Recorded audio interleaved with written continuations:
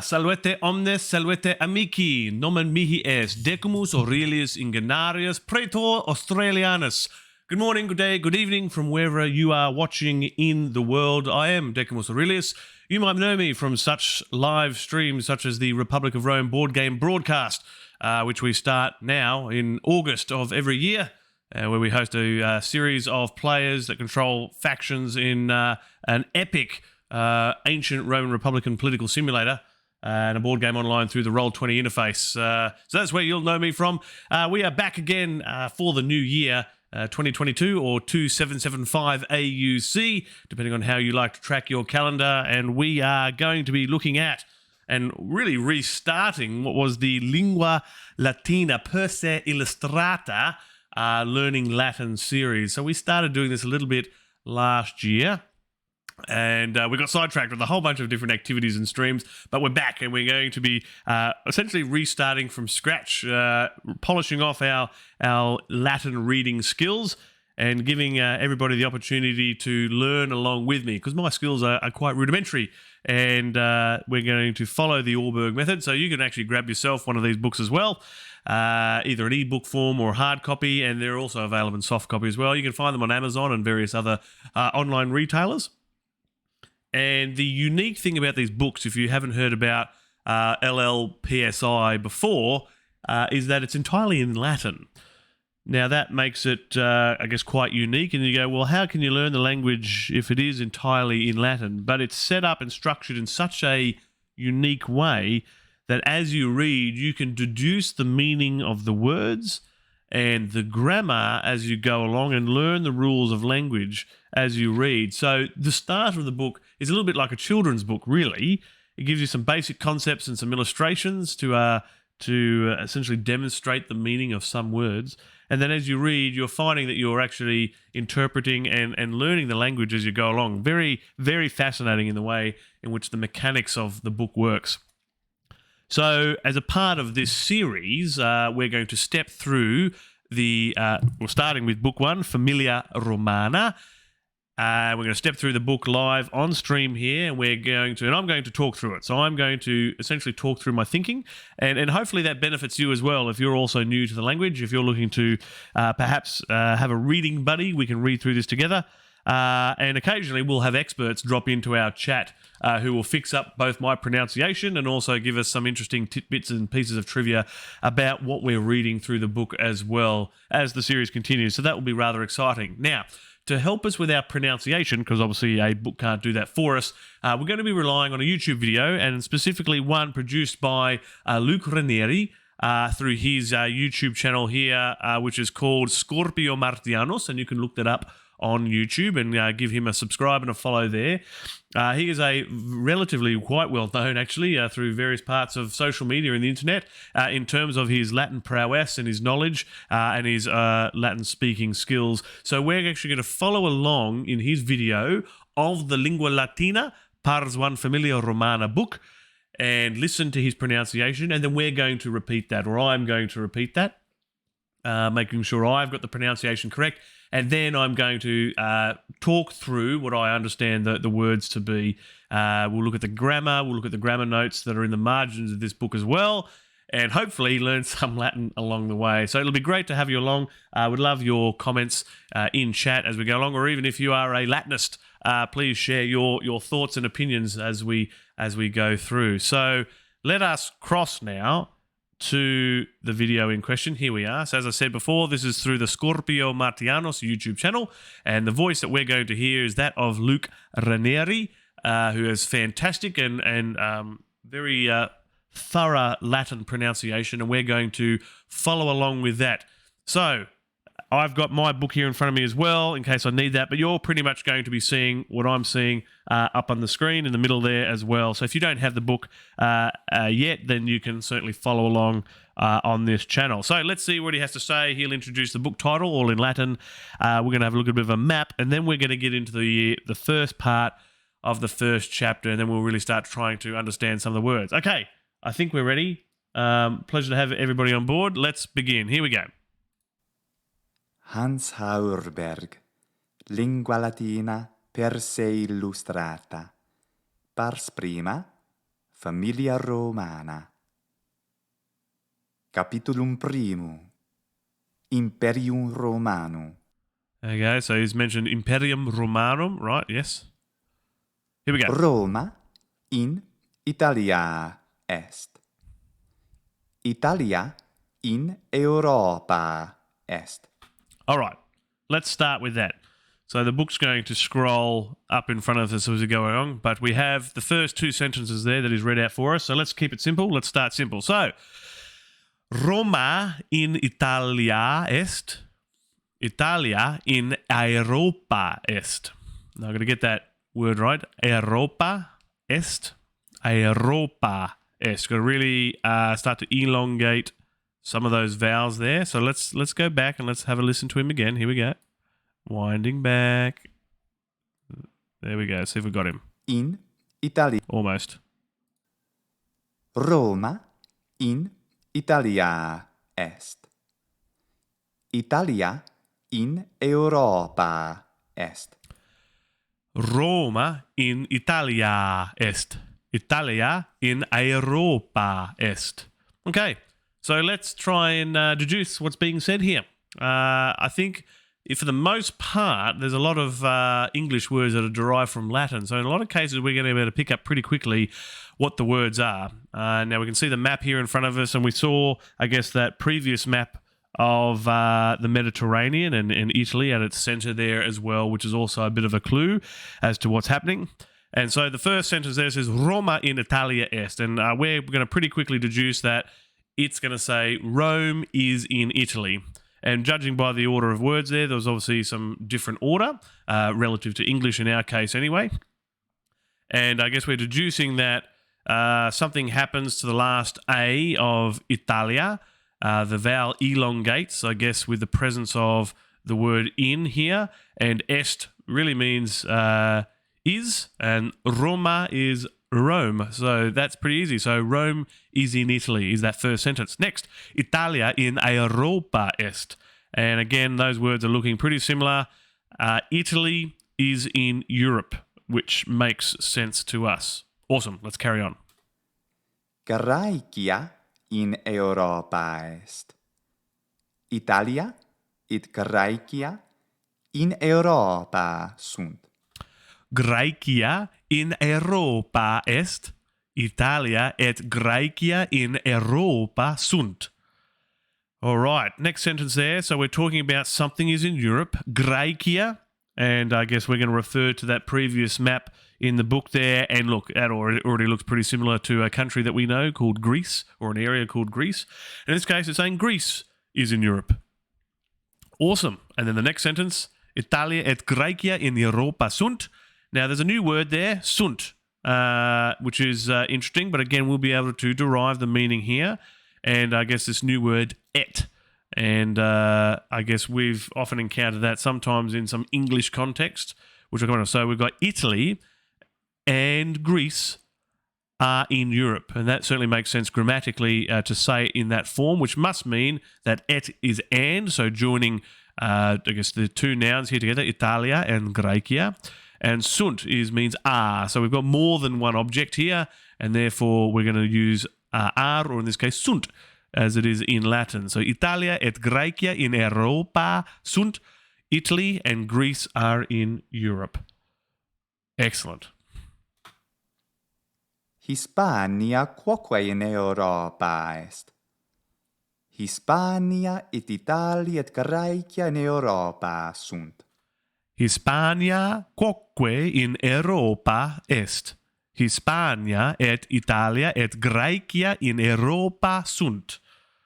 So we've got Hispania quoque in Europa est. So quoque is another new word for us.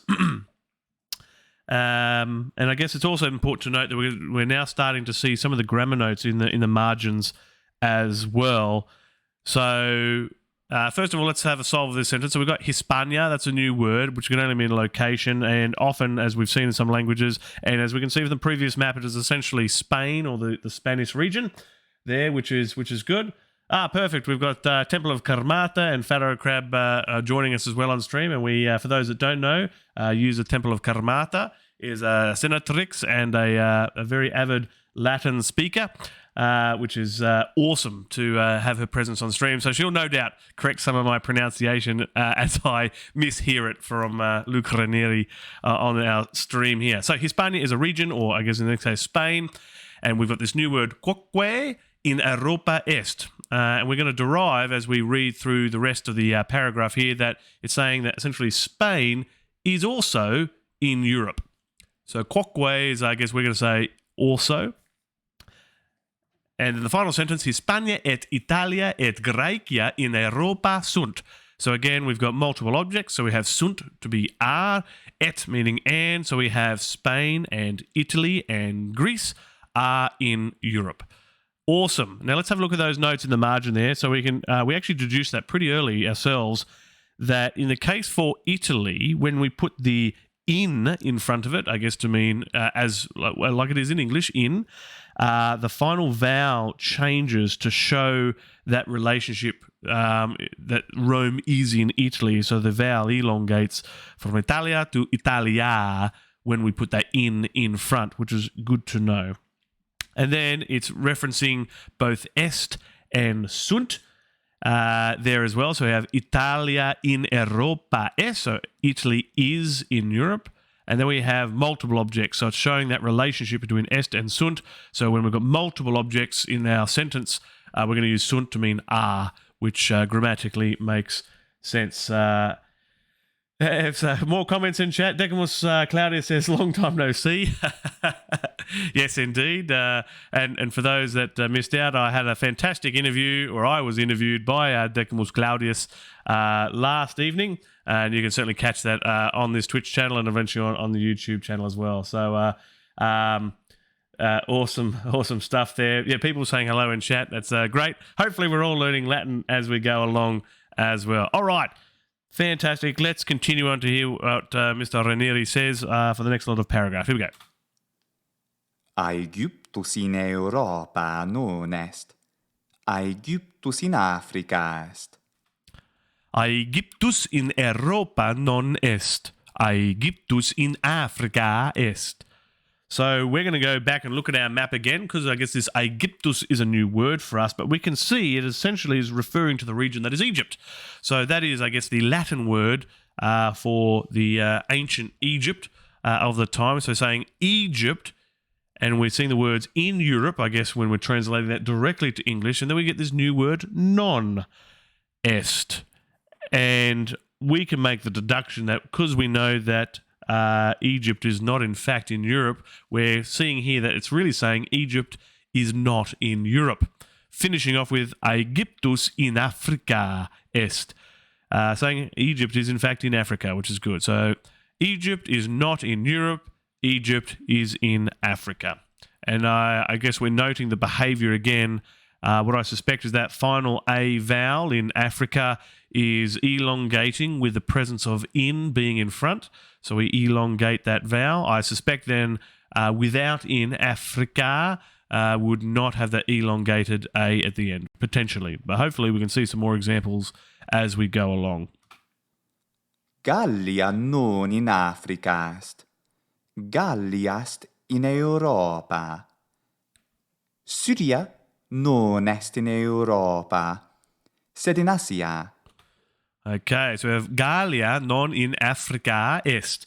Gallia est in Europa. So we're seeing some more examples of various countries being introduced here and where they're located. So Gallia, which is essentially modern-day France, more or less. Gallia is not in Africa. Good. And then it goes on to say Gallia is in Europe. I'm happy with that. Gallia est in Europa. And then we say Syria nun est in Europa, sed in Asia. So Syria, like the modern-day country Syria or the region of Syria, again is not in Europe. And then we get this word sed. And we can derive there because it's now referring to saying it's in Asia. So Syria is not in Europe, but in Asia. Or but it is in Asia, which is good. And that certainly makes sense from us, our perspective as well. Okay, moving on. Arabia quoque in Asia est. Syriet Arabia in Asia sunt. Germania non in Asia, sed in Europa est. All right, so we have Arabia quoque in Asia est. So Arabia is also in Asia. And then Syria et Arabia in Asia sunt. So Syria and Arabia are in Asia. Good. And then we have Germania, which is a new word, and that looks very similar to Germany. Germania non in Asia, sed in Europa est. So Germany is not in Asia, and there's that new word said, but is in Europe. And that certainly makes sense for me. Moving on. Britannia quoque in Europa est. Germania et Britannia sunt in Europa. Perfect. So we have Britannia quoque in Europa est. Germania et Britannia sunt in Europa. So Britannia, Britain, is also in Europe, and Germany and Britain are in Europe.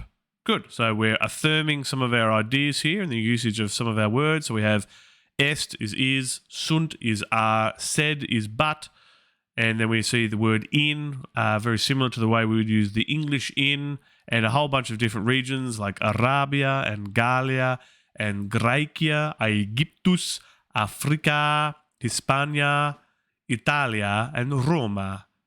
Great. So we've got a whole bunch of locations that we're learning here in Latin, which is fantastic. So I want to refer to the grammar note here on the right-hand side before we advance to line 11 in the book on this first page.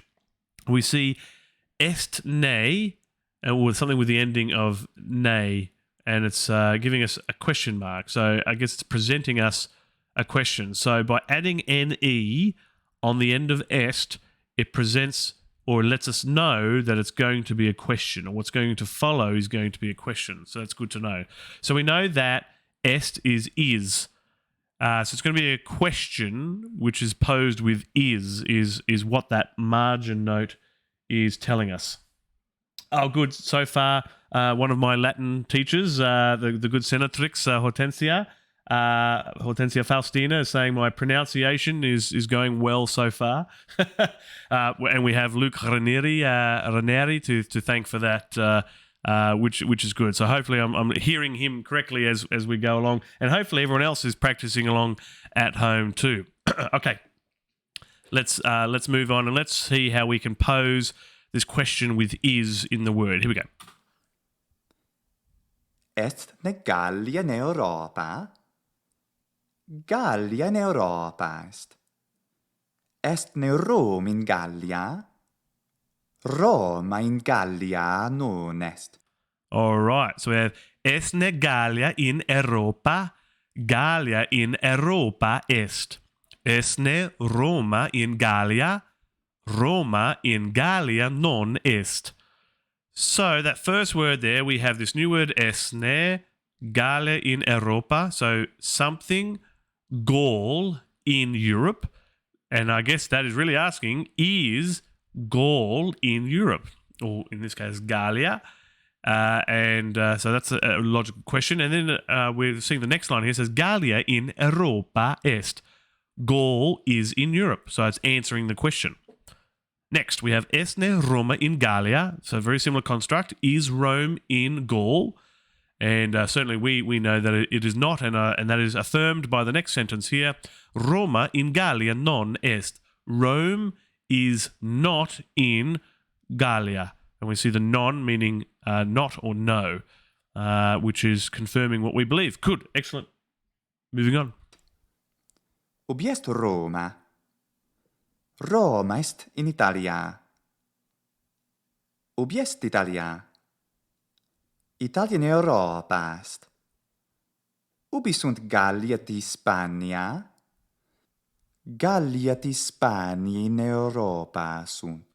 Okay, so we are introduced again to another new word here. So this is what this book is good at. It slowly introduces and adds to your vocabulary as you go along in subtle ways. And when you initially don't know what a word means, by reading through the rest of a paragraph or a sentence, or several sentences, you can then deduce the meaning. And what we're seeing a pattern here is a pattern of question and answer. So we see a question being asked and then an answer being given.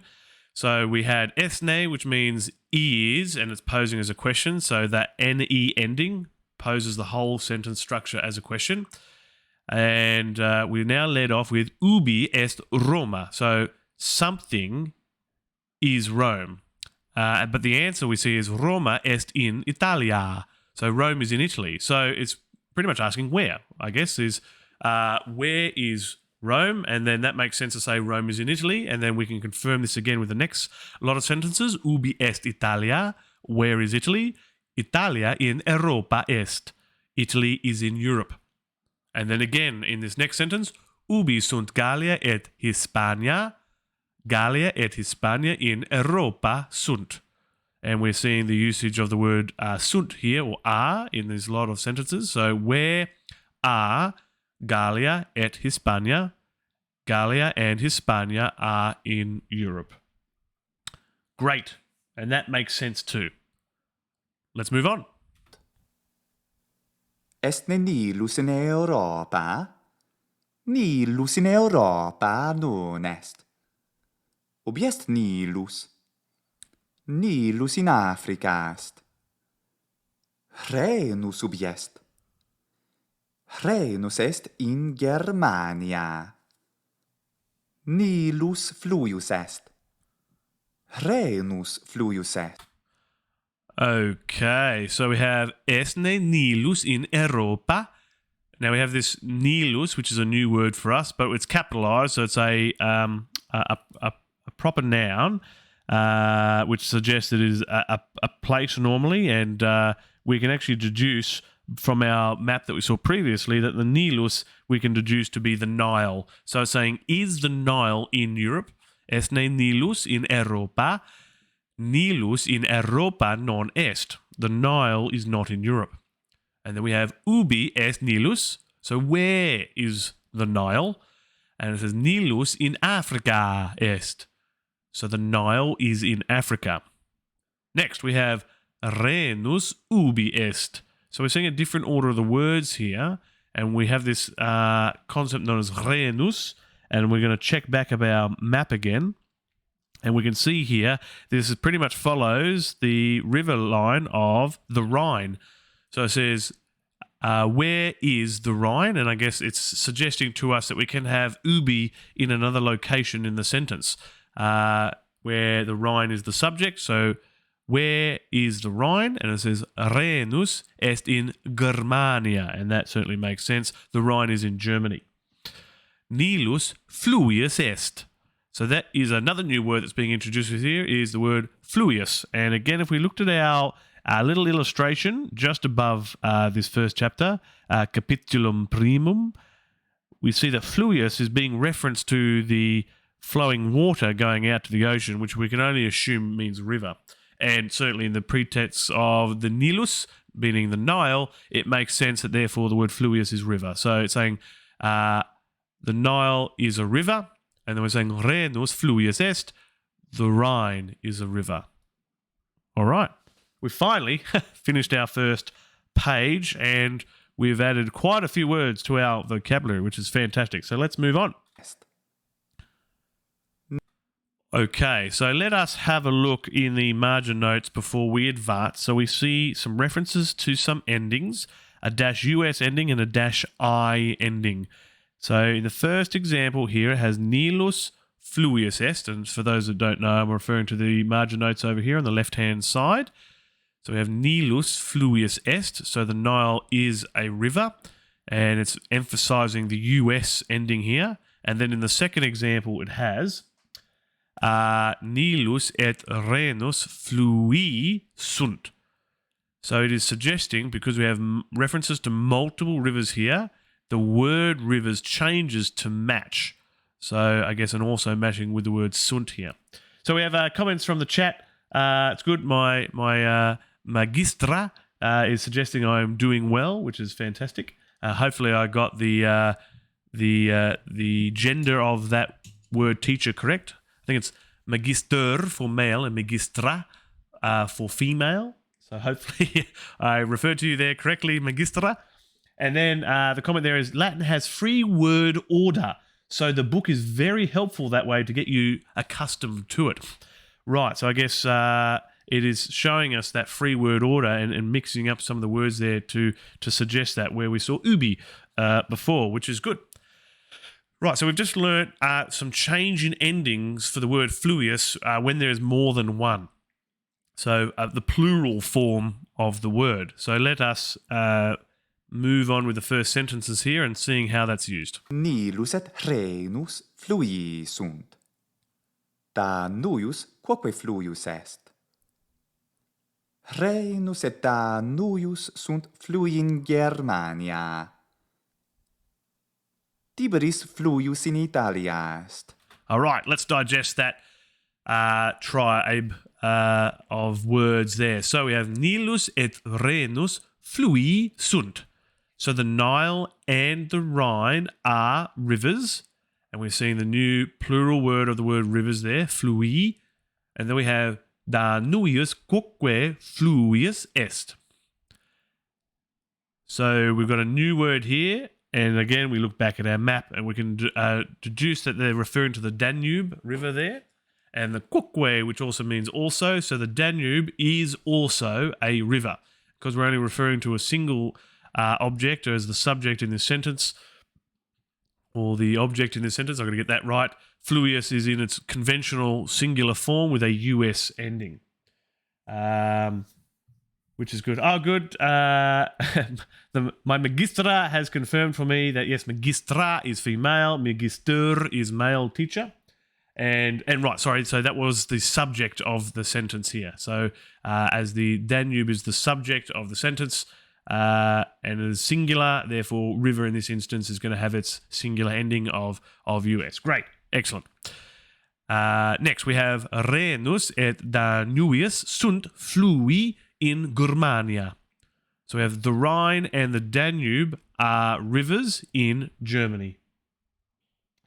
And another comment from the chat from the Magistra says the adjective also modifies a subject noun. So we'll be watching for that as well. So I hope everyone's fundamentals of English is up to scratch and you know what your adjectives, your nouns and your adverbs and your subjects and your objects and your sentence structures, because I guess we're making a lot of those references as we go through. And I guess for those that haven't already noticed, we are pronouncing the V's in the words as a W sound, because I guess in Latin the letter W didn't exist, and in this case in conventional Latin pronunciation, V's are pronounced like a W sound. So we have fluvius, river, where that V has that W-like sound. So that's why we're making that pronunciation. Here we go. So the comment in chat here is Danuius and fluvius, same. They have the same ending there as the subject, not as the object. All right, sip of tea, and then read the last sentence. Tiberis fluvius in Italia est. So again, another new word, Tiberis, which I think is referring to the Tiber River, as we pronounce it in English. And it's saying the Tiber River, so fluvius here, I guess I suspect it's being as a descriptor to what the Tiber is here. So the Tiber River is in Italy. And we see that elongated A vowel again on the end of Italia. All right, let's refer to our margin notes again over here on the left. So we see two new words, parus and magnus. So we're going to see these two new words in the next lot of sentences. And it's this symbol here is really showing it essentially like opposites. So we have magnus, and we've certainly heard that word before in a lot of cases, maybe even from documentaries. And then we have parus, which mean opposite. So hopefully we'll deduce the meanings of these words as we go through. Let's listen to Luke again. Nilus fluvius magnus est. Tiberis non est fluvius magnus, Tiberis fluvius parvus est. Rhenus non est fluvius parvus, sed fluvius magnus. Okay, so let's talk this through. So we've got Nilus fluvius magnus est. So it is saying that the Nile River is something. Okay, so the Nile River is something. It's some sort of adjective. So let's see if we can deduce as we go through. And then we have Tiberis non est fluvius magnus, Tiberis fluvius parvus est. So it's saying the Tiber is not a something river, but the Tiber River is, or it's saying the Tiber River is the opposite of that before. And I'm starting to suspect size here. And then it says, Renus non est fluvius parvus, sed fluvius magnus. And we can deduce from the maps and our understandings of geography and these rivers as well that it's suggesting perhaps that the Nilus, or the Nile River is large or big, and then the Tigris is not a large river, but a small river.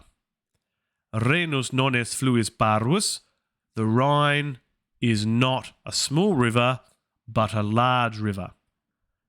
And then we have the next part, which we'll have Luke read. Nilus et Rhenus non flui parvi, sed flui magni sunt. Danuius quoque fluvius magnus est. All right, and it's great. And exactly, that's exactly right. So the comment from the Magistra in the chat was, think of Pompeius Magnus, a very famous individual from the late Roman Republic. That is the word that we've heard before, and often we can associate with. So that's another clue for us too. And right, the Magistra has in fact confirmed for us that Magnus means big, but also to mean great. And good. So we are deducing correctly as we go through. So Nilus et Renus non flui parvi, sed flui magni sunt. So it's great. So we're starting to see some modifications of the words here. And if we look over to our margin notes, we can see fluvius and magnus sharing the same ending. So I guess when there's a singular river, the adjective takes on a singular ending. And then or parvus in this case here, so small, also has a similar ending for a singular object. And then we have flui and magni and parvi. So it suggests that when we have multiple rivers, the adjectives here also change their ending to match. And we can see that in this sentence here in line 24 and to 25. So Nilus et Rhenus non flui parvi, sed flui magni sunt. So the Nile and the Rhine are not small rivers, but are large rivers, is what that says. Yes, and so getting used to that change of ending of the adjectives, which match the words that they are, or the noun that they are paired with here in this case. And to finish it off, Corsica almost. So the last sentence here we have Danubius quoque fluvius magnus est. So the Danube is also a great or large river. Excellent. All right, let us carry on to the next sentence, but let's have a look at those margin notes over here again. So it's got two new endings for us for some words. So it has an A ending and an AE ending. And we can see the example here is Corsica insula est. Now, insular is a new word for us, but if we look and refer back to an original image that we saw at the beginning, insula appears to be island. So we're referring to an island here, and that makes sense for what Corsica is. So Corsica insula est. Okay, great. So we see that A ending here. And then we have Corsica et Sardinia insulae sunt. So we see the ending of island changes when we're referring to multiple, nouns that we're modifying here with the word island or insulae. So we'll need to take that a note. So when we're referring to singular, so we've got the singular and plural version of the word, really. That is what's happening here. So let's see how we pronounce the rest of these sentences here, going on from line 27. insula est. Corsica et Sardinia et Sicilia insulae sunt. Britannia quoque insula est. Itali insula non est. Sicili insula magna est. All right, so we have yes, and great. So these are the kind of examples that the Magistra has just brought one up, and I'm going to share with you all now for those that can't see the chat or are watching this in YouTube or on YouTube in the future. And these are the other interesting tidbits of information that I love. So she said that so for people who live on islands, they can be insular. And so we use this word in English, insular, and in this case here, insula means island from the original Latin. So we're seeing many examples of words in English which have real use origins in Latin, which is great. All right, so carrying on with these sentences, we have Corsica insula est. So Corsica is an island, great. Corsica et Sardinia et Sicilia insulae sunt. So Corsica and Sardinia and Sicily are islands. So we have the plural version of that word. We have Britannia quoque insula est. Britain is also an island. Good. Italia insula non est. Italy is not an island, and that makes sense for us. Good. Sicilia insula magna est. So we are seeing here what appears to be magnus modified again, and insulus or insula. So that's great. So we have Sicily is a something island, and we know magnus is great. So magna here is also great, and it's modified itself to match the other words in the sentence. So this is, I guess, the different gender. So we have magna, insula. So it's very rhythmic Latin. It rhymes a lot too. So it can often be quite a rhythmic, poetic language to speak because of the way that adjectives and match the nouns accordingly, and in both in terms of whether you're talking about singular or plural as well. So Sicilia insula magna est. Sicily is a great island. So Corsica, Sardinia, Britannia are feminine nouns. There we go, from the Magistra.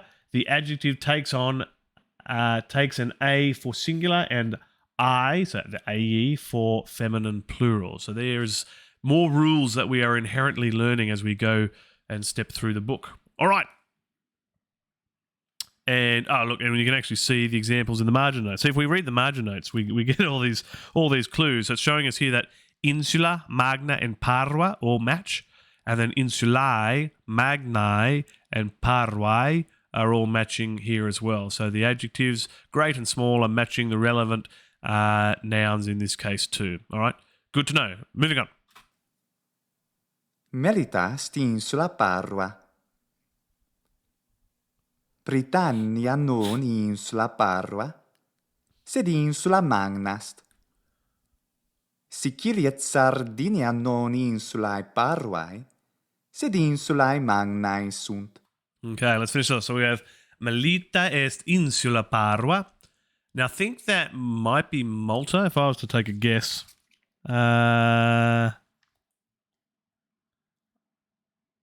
No, I don't think so.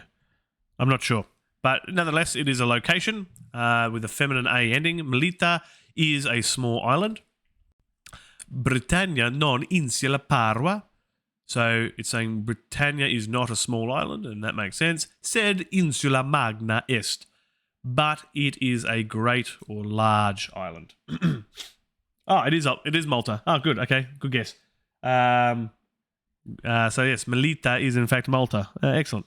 Because I couldn't quite see from my map here. Oh yeah, there it is. Okay, good. In the book. Sicilia et Sardinia non insulae parvae, sed insulae magnae sunt. That's good. So we have the use of the adjectives here in their their plural form. So we have Sicily and Sardinia are not small islands, but are great islands. Excellent. All right. So let's look in the margin again as we move on to the second half of page 8 of our Familia Romana book. And the first clue over here on the left-hand side, we see the and the a endings. We have Brundisium oppidum est Okay, so we see these endings. I guess it might be a singular case here. Then we have brundisium et tusculum oppida sunt. So we're seeing the modification of this oppidum word. So we have oppidum in the singular and oppida in the plural. And that's how it modifies when we've got more than one noun that we're referring to here. So there's that clue there. And then we've got some more adjectives further down. You guys can't quite see it yet because it's cut off, but what I'll read here, it says, showing the association between oppidum, magnum, and parum. So those adjectives of great and small. And they're sharing that ending again. So they're matching the word ending here. And then we have oppida, magna, and parva. So again, in the plural, those adjectives great and small are modifying their endings to match the ending here, in this case for oppida. Now, oppidum and oppida, and if we refer to our original picture at the beginning of capitulum primum, at the beginning, it's essentially showing a town or a city. So we're going to make the assumption that oppidum here means, I guess, a town or city. Now we have the neuter, so another gender in the association of words here, which is that ending, which is good. And look who's here. Another Latinist has joined the stream in Gnaeus Lentulus, Gnaeus Cornelius Lentulus. So we have multiple Latin speakers in the chat. So no pressure on me. No pressure. So that's good. All right, so let's continue to listen to Luca in his pronunciations, and let's see if we can continue to do some new words. Here we go. Brundisio oppidunst. Brundisio et tusculum oppida sunt. Sparta quoc oppidunst. Brundisiumst oppidum magnum. Okay, let's go through that. So we have Brundisium oppidum est. So we can only assume that Brundisium is a town or a city. Brundisium et tusculum oppida sunt. So we have two objects here. So we're using sunt, so we have Brundisium, and tusculum are cities or towns. And then we have the next sentence. Here we go. Then we said Sparta quoque oppidum est. So Sparta is also a town or a city. Brundisium est oppidum magnum. So we're now describing Brundisium. So Brundisium is, and we're seeing an interesting, a new placement of in the sentence where est is. So est is not at the end in this case, but second behind the subject here. So Brundisium est oppidum magnum. So it's saying Brundisium is a large city. Great. Tuscul oppidum parvunst. Delphi quoc oppidum parvunst. Tuscul et Delphi non oppida magna, sed oppida parva sunt. All right, so we have Tusculum oppidum parum est. So we're seeing all those endings match for the adjective here. And it's saying that Tusculum is a small city. And then Delphi quoque oppidum parum est. So a new location, Delphi, because there's no PH sound in Latin, so those letters are pronounced individually. Delphi quoque oppidum parum est, so Delphi is also a small city. Tusculum et Delphi non oppida magna, sed oppida parva sunt. So Tusculum and Delphi are not large cities, but are small cities. Good. My magistra says she is also an aspiring Latin speaker, and she is learning too. We are all learning all the time. You can never have enough practice, right? And that's why I'm here. Although I am very, very early in my Latin learning journey, so I need lots and lots of practice. So I'm planning to learn through all sorts of means, through this method, through the wheel lock text method, and I'll eventually get some more formal lessons when I can find some more time in my schedule, which is good. But for now, we are following along in this book on a Monday, Rome time, and hopefully others can gain some benefit from it also. Now, let's go have a look in our column again on the left-hand side, and we can see Graecus, and it's showing us some other alternate endings there as well. So we have Graecus, US, I guess, being the masculine, Graeca being the feminine, and Graecum being the neuter.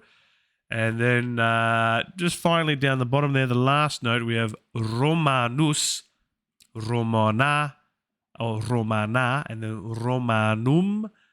And it's all saying, essentially it looks like the less than symbol.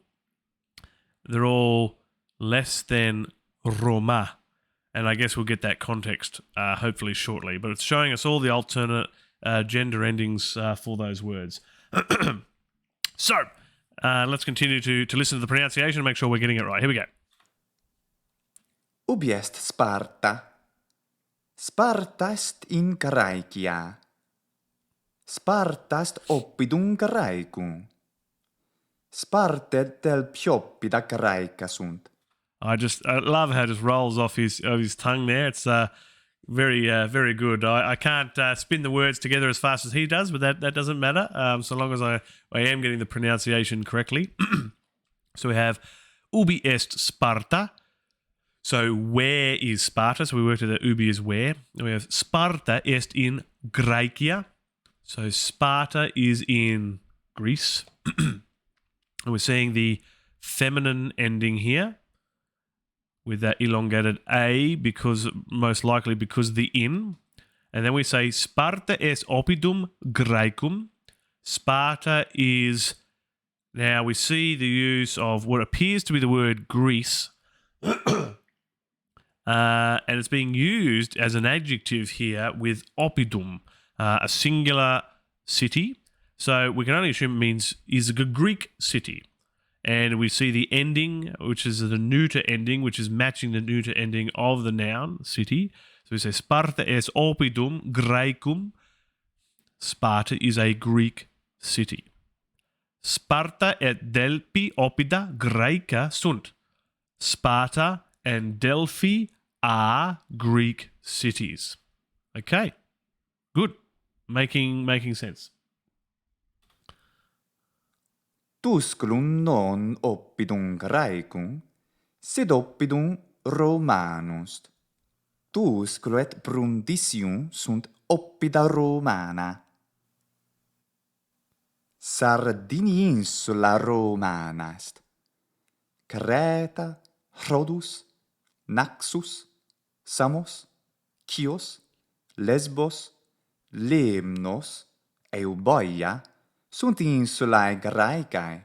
All right. Wow, there's a lot of words there. But we have a message in the chat from Naos Lentulus, and he says, I wanted to give advice on the pronunciation of your name. And yes, and I need some practice on pronouncing my own name. And he says, I noted on the weekend that I skip the second I. And he says, I would like to explain it better. So he says, what you usually pronounce is, and so for those, he said here, Ingeniarius, and you skip the E after the gen. So you should say Ingeniarius. Ingeniarius. All right, so I'm understanding the pronunciation of my cognomen should be Ingeniarius. How's that go? Yes. He says yes. All right, good. And so I'm going to continue to practice that going forwards. Ingeniarius. Excellent. And this is what I love. It's this is becoming a little bit of a mecca for Latin speakers and those who wish to learn Latin. So if you're watching on, you're learning all sorts of valuable tidbits. Well, I certainly am anyway. So hopefully we can continue to learn some other names as we go along. So Ingeniarius. Let's see if I can remember that. I'll be watching my own video repetitively to make sure I can ingrain that in my head. Okay, so we saw some more words there. Let's read those through. Let's have a look. So we said, Tusculum non oppidum Graecum, sed oppidum Romanum est. So Tusculum is not a Greek city, but is a Roman city. So Romanum, and we see the neuter ending matching oppidum again here. but is a Roman city, and it says Tusculum et Brundisium sunt oppida Romana. So Tusculum and Brundisium are Roman cities, and we're seeing the plural now. So we see Romana and Oppida. So Romana is going to match Oppida with the ending. And then we say Sardinia insula Romana est. Sardinia is a Roman island. Okay, good. And then we have a whole bunch of other islands here. So we have, now let's see if I can remember the pronunciation for these. Creta, Rhodus, Naxos, Samos, Chios, Lesbos, Lemnos, Euboea. That was a bit rough. Euboea. Sunt insulae Graecae. Euboea. So a whole bunch of islands here. So Crete, Rhodes, Naxos, Samos, Chios, Lesbos, Lemnos, and Euboea. Well, I see. I don't even know I'm pronouncing those correctly in English, let alone Latin. And they are all Greek islands, is what that sentence is saying. So that's good. Let's finish off this page. In Graecia multa insulae sunt. In Italia et in Graecia sunt multoppida. All right. In Graecia multae insulae sunt.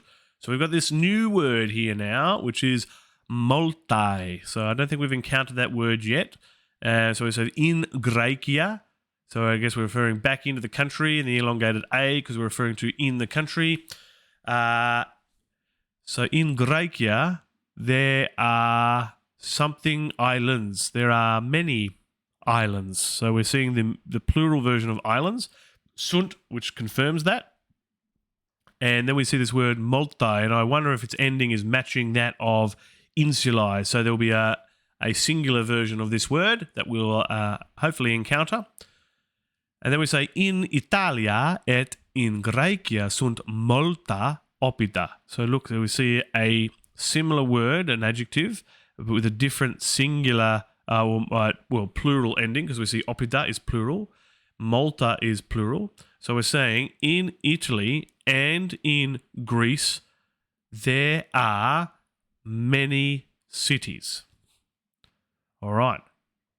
Great. So let's finish off line 45 and move on to the next page. We're doing well. Not far to go. So we're saying in Gallia et in probably Mania. Let's see how we go. In Gallia et in Germania multi Oh, we're going to reload. We'll let it reload. flui. Good. Okay, so it's saying somewhere in Germania, multi, so another variation of that word again, multi sunt flui. So we're saying there are many rivers in Germany and that other location, I forgot, Gallia, that's right. Gallia and Germania, multi sunt flui. So the multi appears to be matching the plural here of flui. The multiple rivers. Okay, there are multiple rivers in Germany and Gaul. Okay. Now let's have a read of our margin notes here before we move on. So I can see here we've got suntne. So we've got the any question ending being added to sunt, which we know is are. So it's going to suggest a question starting with are. Okay, good to know. And then we've got some new words here. We have multi and pauci, and we're seeing various endings. Pauci, paukai, and pauka, I guess. So we'll see that in action. Multi, multi, and multa. So multi and pauci are opposites of each other. So we can have multiple or, what's the opposite of multiple? Few? Yep, multiple or few rivers, flui. Multi paukai insulae. So I guess the example here with multiple islands, and again, those endings are matching, the feminine plural. Multa, pauka, and oppida. Good. My magister has confirmed, yes, it does mean few, which is good. Heavens, I didn't know even in English what the opposite of multiple was. But we got there. Sip of tea. Bene. Okay, so we have multiple and few. So we've learned those words and it's multiple endings. So let's see if we can use that in practice. So we can see that suntne in the next line. Let's have Luke pronounce it for us, get that right, and then let's finish that off and translate that. Here we go. Hang on, pronunciation. Pa-few, compare, pow, and few. Okay, let's see if I can hear that. Here we go. They are similar for a reason. Interesting, all right. Sunt ne multi flui et multopid in Arabia? Wow, that was fluent, wasn't it?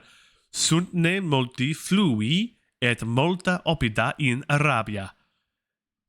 So let's see. Let's see if we can get the sense of this structure and work out suntne. So we have multiple rivers and multiple cities are in Arabia. So and it's posed as a question, right? So are there multiple rivers and multiple cities in Arabia? So good.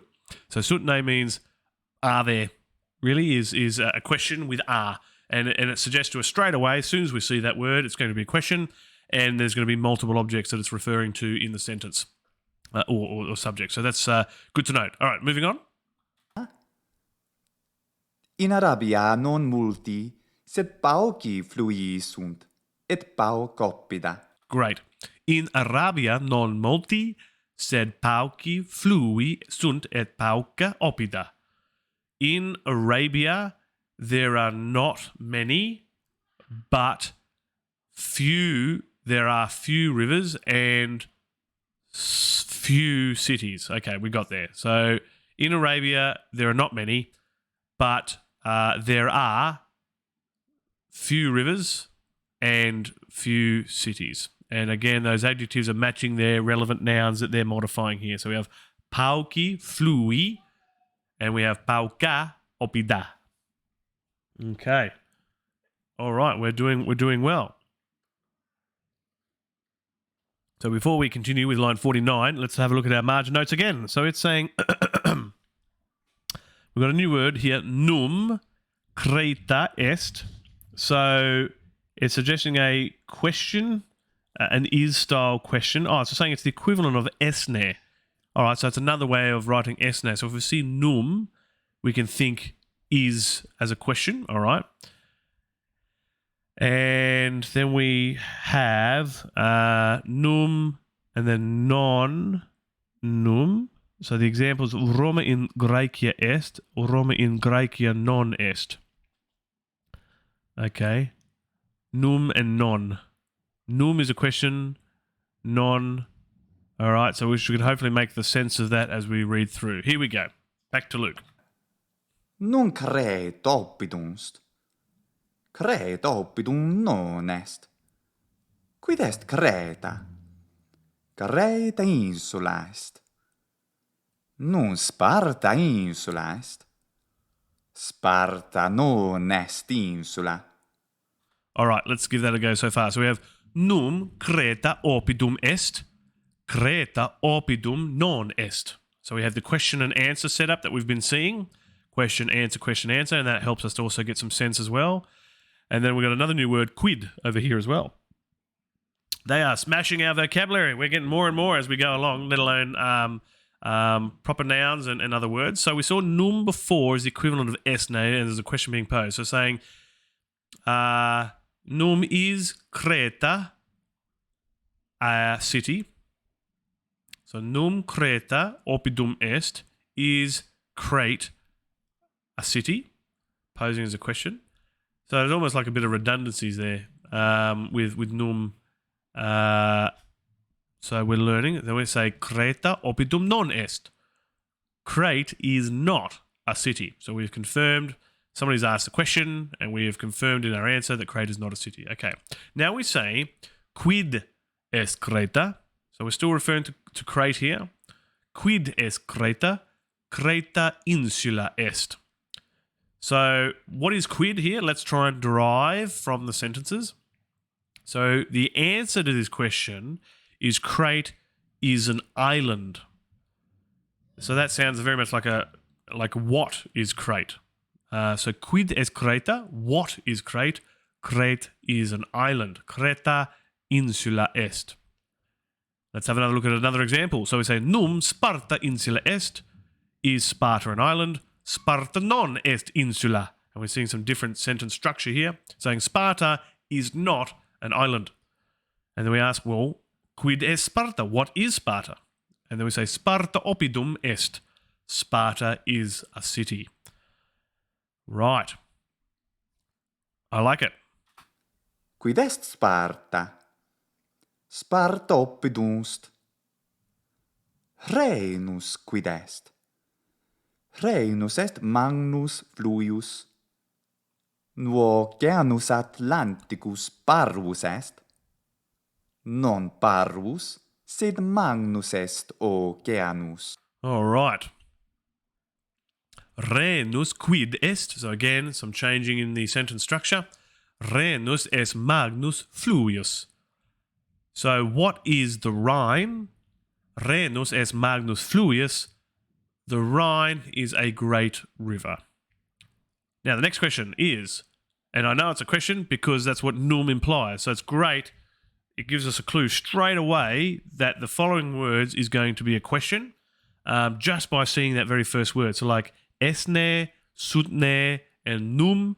So far, straight away it goes, bang, I'm about to ask you a question. And that's really good to know. So here it's saying, num oceanus Atlanticus parvus est. So new words, and look, because they look so similar to English words, we can start to derive the meaning. So Atlanticus, I'm going to guess, is Atlantic. Oceanus is, I'm going to guess, ocean. And then parvus est. So is the Atlantic Ocean small? That's the way I'm interpreting it. And let's read the answer. So non parvus, sed magnus est oceanus. So it is not small, is what I'm deriving here, but is a great ocean. So parvus, magnus, great and small, and we're seeing non. Now we saw that reference in the margin before, I think. So, we've seen that previously in the sentence to mean no or not. So great. So it's confirming that the question num oceanus Atlanticus parvus est, is the Atlantic Ocean small? We say no, it's not small. It is a great ocean. Excellent. Margin notes. We see and an or ending. We see the example for Imperium Romanum, okay, and then we say in Imperio Romano.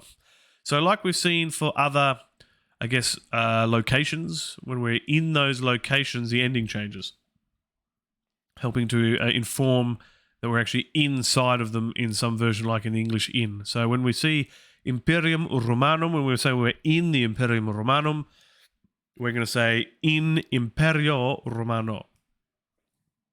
So we'll follow that example through from line 55. Here we go.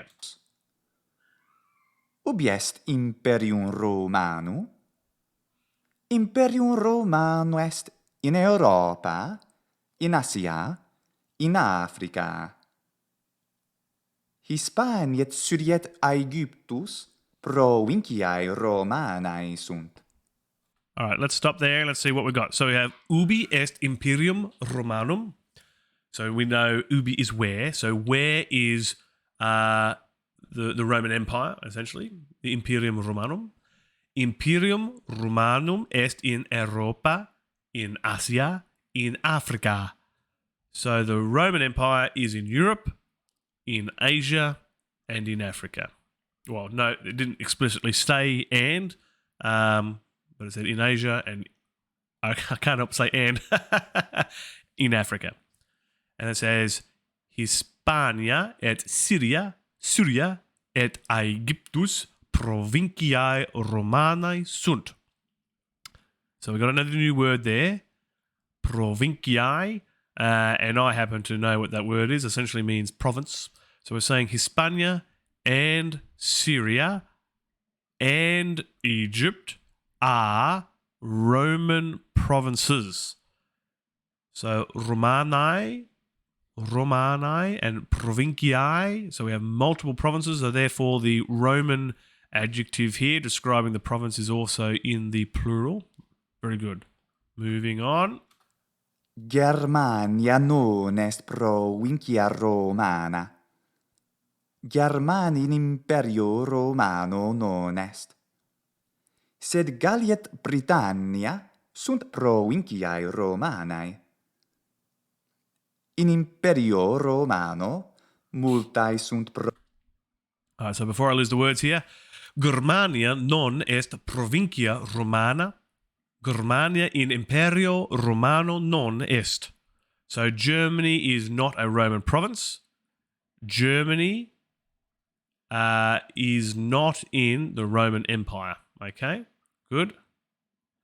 Sed Gallia et Britannia sunt provinciae Romanae. So said, I'm pretty sure, is but, and it's starting a sentence with but, which is interesting to see.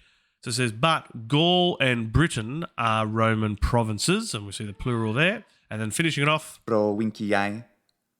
Magnus imperium Romanum. okay, so in Imperio Romano multae sunt provinciae, magnum est imperium Romanum. So in the Roman Empire, there are multiple provinces. And it says, directly translates, says, great is the Roman Empire. So the Roman Empire is great. All right, and that finished off the core part of the chapter. Now, there's always a small part which goes into some, which have literae et numeri. So literacy and numbers, I think, is what I'm guessing here. And let's see what it has to say. Let's look at our margin notes before we move on to that section. So we have unus, duo, tres. So that sounds very familiar, counting. So we have 1, 2, and 3. And then we have mille, and there's some funny symbols there. Well, M, I certainly recognize M, but I guess it can also be represented by the backwards CIC, or M, mille meaning 1,000. Okay, so let's go into this next part of this chapter, and let's have a look. Here we go. Litterae et numeri. Literae et numeri. Unus et duo numeri sunt. Let's work that out. Unus et duo numeri sunt. Numeri looks very much like number or numbers, and because we've got multiple, so that would be a plural form, and because it's sunt and then confirms that, so it's saying 1 and 2 are numbers. Makes sense. Great. Tres quoque numerus est. I can have a guess here saying 3 is also a number, and we can see the singular, numerus, which is masculine. So tres quoque numerus est. 3 is also a number. Great. Unus, duo, tres numeri Romani sunt. Unus et duo sunt parvi numeri. Mille magnus numerus est. All right, let's go through that. So we have unos, duo, tres numeri Romani sunt. So 1, 2, and 3 are Roman numbers. Okay. Unos et duo sunt parvi numeri. So 1 and 2 are small numbers. So numeri is in the plural, therefore parvi is also in the plural to match. So unos et duo sunt parvi numeri. And then we say mille magnus numerus est. 1,000 is a great number. That it is. Okay. A et B litterae sunt. All right, so we've got the first sentence, and we can see in the margins there our notes. It's saying the capital A, as we see it there, is an elongated A. So A, B, so elongated E, K, because C is pronounced as K in Latin, and tres, 3, which we had before. Okay? So A et B litterae sunt. So saying A and B are, well, letters. So this part of the chapter is called letters and numbers. Oh yeah, great. G quoque littera est. A, B, G sunt tres litterae. A est littera prima, B littera secunda. So we have que quoque littera est. C is also a letter. Good. A, B, que sunt tres littera. So A, B, and C are 3 letters. A es littera prima. A is the first letter, and we got a bit of a clue about prima with the chapter. Capitulum primum, so the first chapter. So this is saying A is the first letter. B, littera secunda, so we're going to deduce that it means B is the second letter. And then moving on to the next page. Che littera tertia. Gamma littera graeca est. So if che littera tertia, so C is the third letter. All right, C is the third. All right, now on the margin notes on the left-hand side, we have gamma. And then we have some showing us the endings for Latinus. Latinus. So Latinus, Latina, Latinum.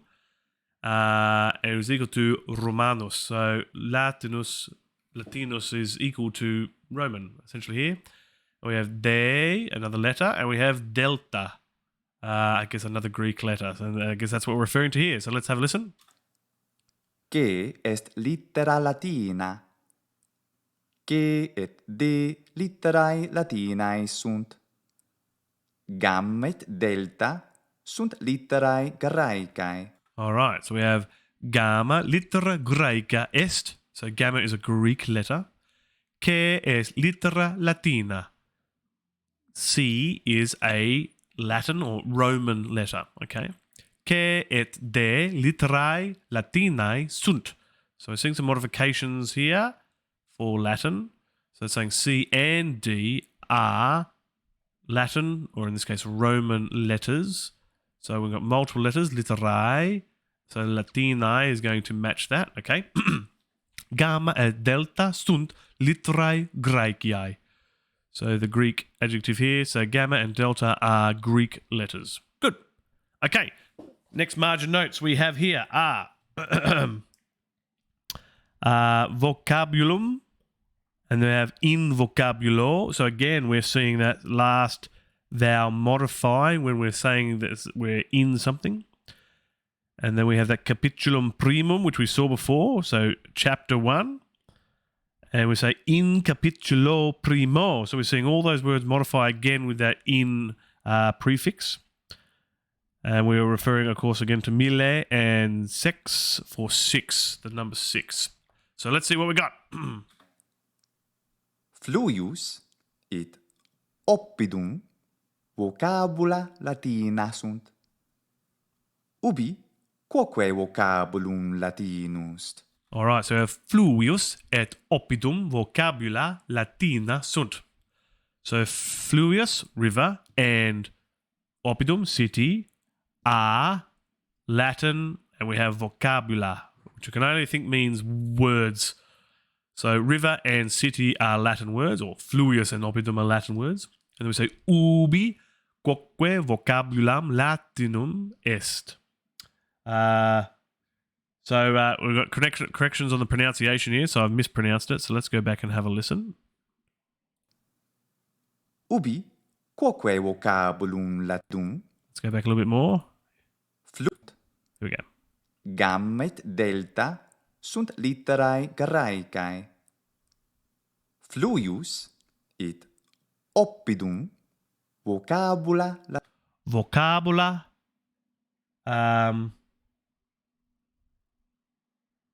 Vocabula is, I think, is the correct pronunciation. I think I was saying vocabula. I think I was saying before. Vocabula. And I think the Magister is happier now with that pronunciation. So I've got to be careful and not throwing in letters that don't exist. So we have fluvius et oppidum vocabula latina sunt. So fluvius and oppidum are Latin words. It is a common English feature to say it in that form. Yeah, okay. And then we say ubi quoque vocabulum latinum est. So where also, so this is direct translation here, where also is Latin words. Oh, so it's essentially exactly what it's saying. So where is also a Latin word. There we go. In vocabulo ubi sunt tres litterae. So in the words ubi, so we're saying where are three. So saying in the word where there are three letters. There we go. So in vocabulo ubi sunt tres literae. In the word where there are three letters. Yes, there are. Let's see if he keeps going. Latina sunt. Ubi quoque vocabulum latinus. Mm-hmm. In vocabulo ubi sunt tres litterae. In capitulo primo 1000 vocabula sunt. All right, so in capitulo primo 1000 vocabula sunt.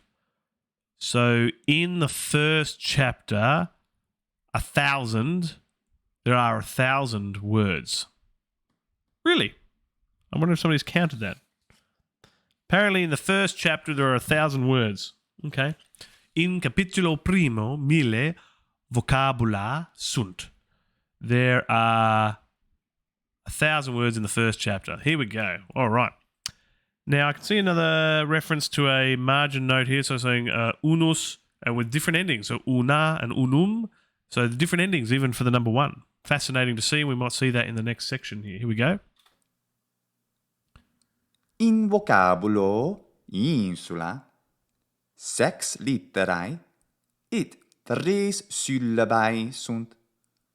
Syllaba prima in, secunda su, tertia la.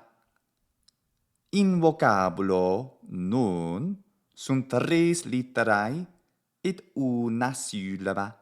Okay, so we're saying here, in vocabulo insula, 6 litterae et 3 syllabae sunt. So in the word insula, which we know to be island, there are 6 letters and 3 could only mean syllables. Considering we're talking about the words and the structure of words here, there are 6 letters and 3 syllables. And then it breaks it down for us. So it's saying syllaba prima, so the first syllable, in, secunda, su, so the second is su, and then tertia, la. They are the syllables in insula. In vocabulo non sunt 3 litterae et una syllaba. So in the word there are not 3 letters and 1 syllable. An unusual sentence, but it is essentially confirming for us. So based on the word insula, it is saying there are not 3 letters because there are in fact 6, as we deduced from the previous sentence. And there is not just 1 syllable, for we know there are 3 in the word insula. So in vocabulo non sunt 3 litterae et una syllaba. So I guess una or unus is modifying here based on syllaba, which is feminine. Okay, so it's adopting the feminine form when describing how many there are. Okay, good. All right, let's move on. I'll just double check if there's any interesting grammar notes for us to take on. No, we're good. No, all right, let's carry on. Quid est 3? 3 numerus Romanus est. Gamma quid est? Gamma littera Graeca est. Nunc littera Graeca est. Non littera Graeca, sed littera Latina est.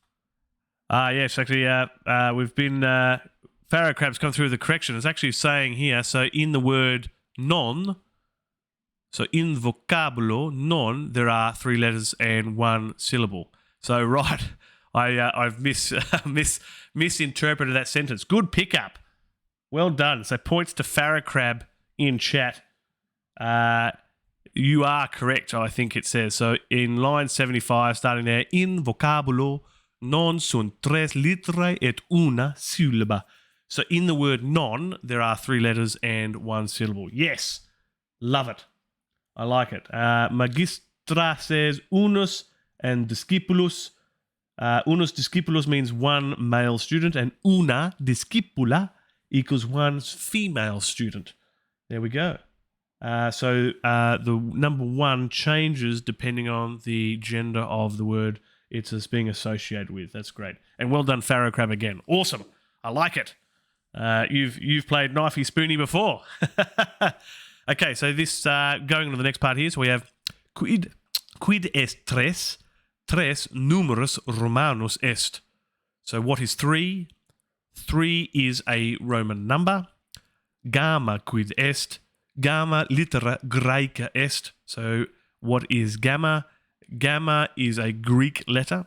Let's see where we're at now with the pronunciation. Che est nebe. Okay, so we're starting there. So let's go back up to line 78. So we've got num que litera Graeca est, non litera Graeca sed litera Latina est que. So num we know is a question. So is C a Greek letter? And we know in our heads it's not, and hopefully the following answer confirms that. And it says, non litera Graeca sed litera Latina est que.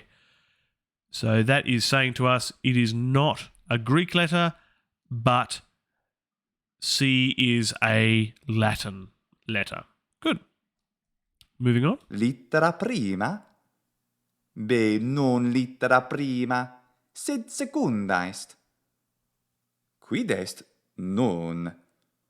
Non est vocabulum Latinum. Right, so esne B littera prima. So is B the first letter?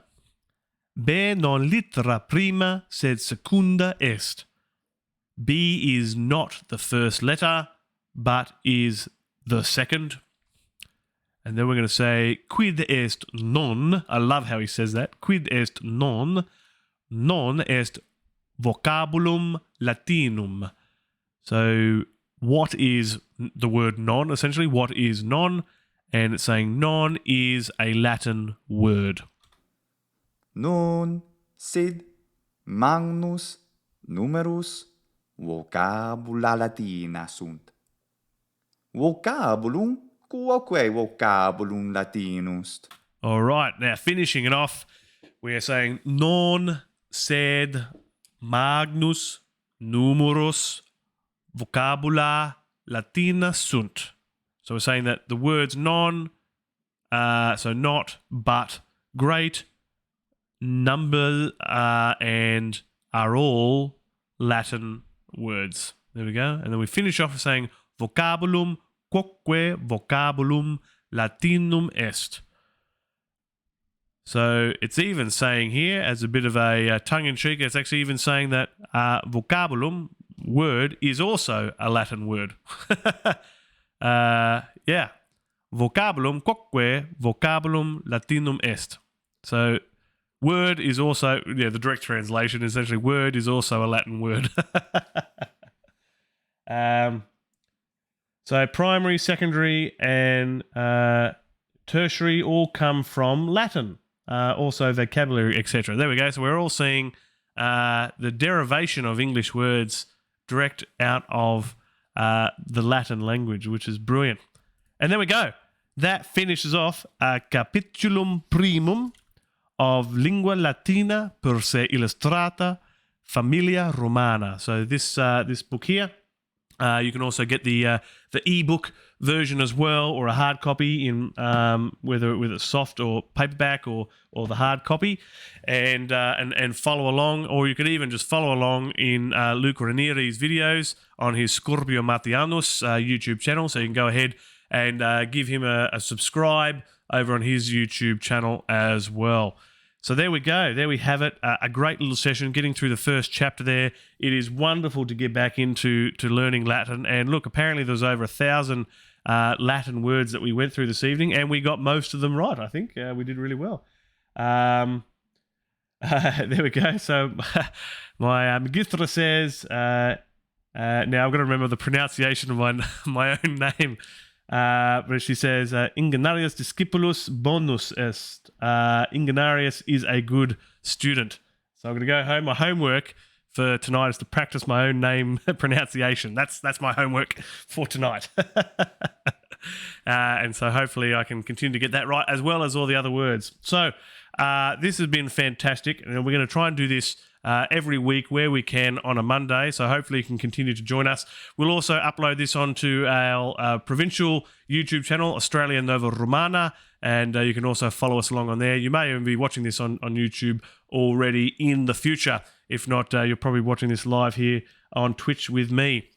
So it's been a blast. Thank you very much. There we go. There's the pronunciation. Ingeniarius. Wonderful to have the Latinus and the experienced Latin speakers in the chat this evening.